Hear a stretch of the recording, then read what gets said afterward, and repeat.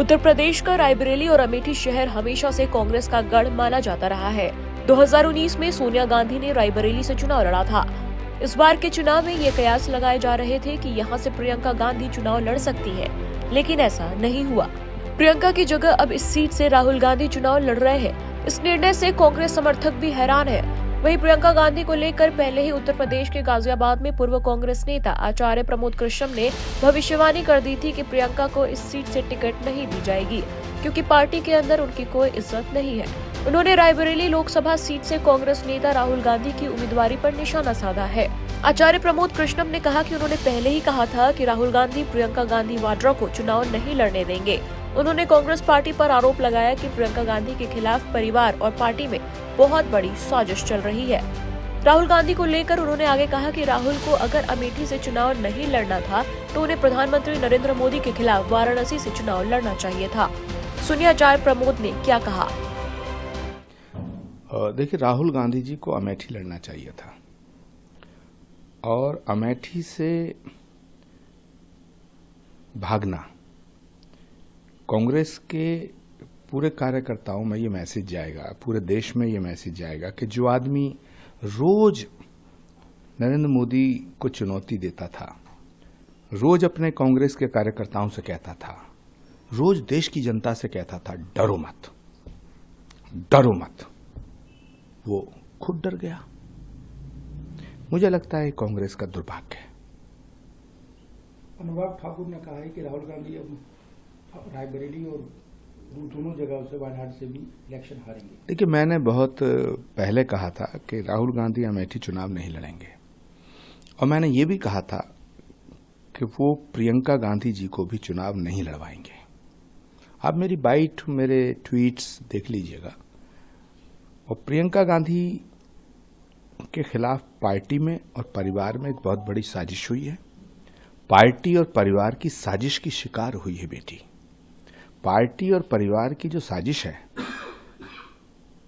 उसकी शिकार प्रियंका गांधी हो गई हैं और राहुल गांधी ने जिस तरह से अमेठी से पलायन किया है, उनकी जगह कोई अगर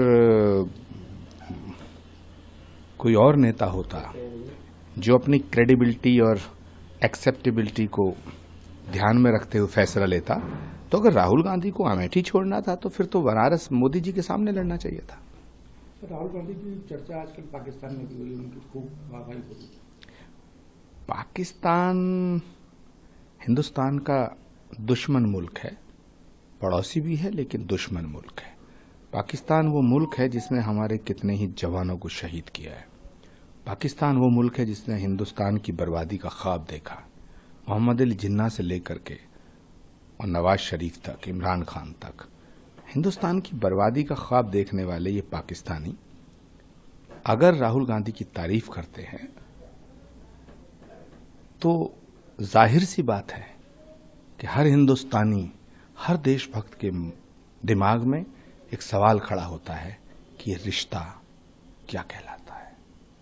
सर, आपने ये भी कहा है कि अगर कांग्रेस की सरकार केंद्र में होती तो राष्ट्रपति जी वहां गए थे अयोध्या में, तो उनके खिलाफ भी एक महाभियोग जारी करते। मैंने क्या कहा, इतिहास साक्षी है। ये कांग्रेस वो कांग्रेस नहीं रह गई जो महात्मा गांधी की कांग्रेस थी, सुभाष चंद्र बोस की कांग्रेस थी, इंदिरा गांधी की कांग्रेस थी। ये कांग्रेस जिहादियों की कांग्रेस हो गई है, भारत विरोधियों की कांग्रेस हो गई है, भारत के टुकड़े करने वालों की कांग्रेस हो गई है। ये कांग्रेस वो कांग्रेस थोड़ी है जो महात्मा गांधी के रास्ते पे चलती थी। ये कांग्रेस वो कांग्रेस है जो मोहम्मद अली जिन्ना के रास्ते पे चल रही है।